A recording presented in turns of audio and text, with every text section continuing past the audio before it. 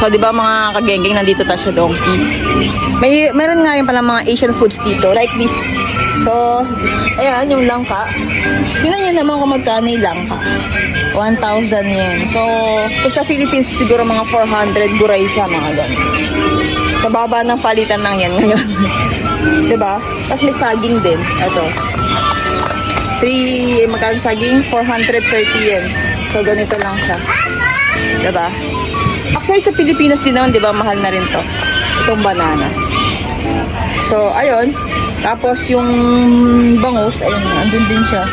So, nagkakahalaga siya ng 1,080. Gusto ko rin pala niyan, Mars. Ay! Pakro.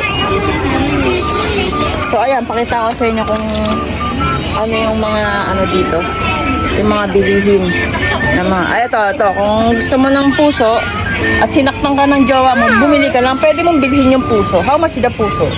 So, ito, 538 yen yung puso niya. So, bilhin mo na. Diba? Kaysa mahalin mo siya. Charis. So, ayun lang.